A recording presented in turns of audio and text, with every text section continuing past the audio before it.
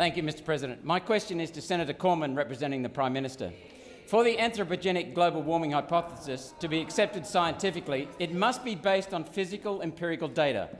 During my meetings with the CSIRO, it was confirmed that CSIRO relies only on erroneous, unvalidated, computerised climate models, not physical data.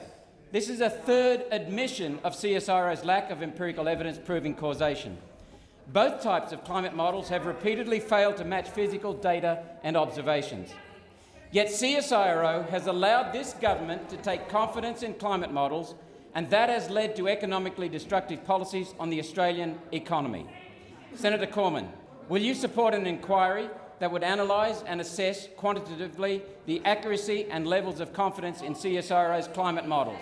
The Minister representing the Prime Minister, Senator Corman. Thank you very much, Mr. President. Australia is committed to effective action on climate change. The debate that we've had in Australia over the last decade is about what the best methodology would be to achieve effective global greenhouse gas emissions in a way that is economically responsible. We think it is very important to maximise the emissions reduction effort in a way that is economically responsible, because that, of course, our success in securing emissions reductions in a way that is economically responsible and doesn't undermine the opportunities for working families to get ahead is a very important way to lead by example for the rest of the world. Because if the rest of the world can see that we can achieve both emissions reductions and economic and jobs growth, then other countries will follow our lead. And that is, of course, we want all countries to do the best they can to help reduce greenhouse gas emissions in a way that is economically responsible, and I commend that approach to you. Senator Roberts, a supplementary question. Respected economist Dr. Alan Moran has compiled government data to show climate policies and renewable subsidies are costing Australians $13 billion extra in higher electricity costs per year, and that is $1,300 extra per household. Minister, is it fair and reasonable that the most vulnerable people in our society, the poor, the elderly, students, the unemployed, are paying 39% of their electricity bills on a fanciful, pointless crusade to change global temperature? It is a highly regressive impost on these people. Senator Roberts. Senator Corman.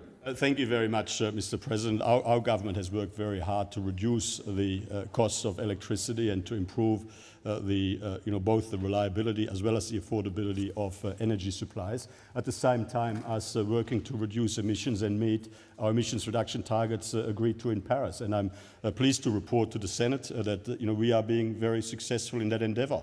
Electricity prices are coming down, both for households and for business, and emissions are coming down, and we're meeting our emissions reduction targets, both those agreed to in Kyoto and those that we've committed to in Paris.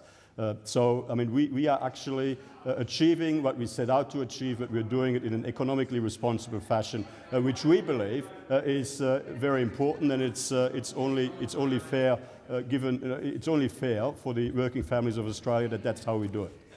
Senator Roberts, final supplementary question.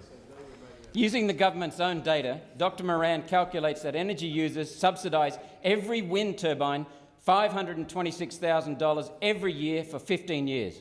Australia has 2,691 wind turbines, and that means you are making electricity users pick up the bill of $1.4 billion each year. That's $21.2 billion over their short lifetime.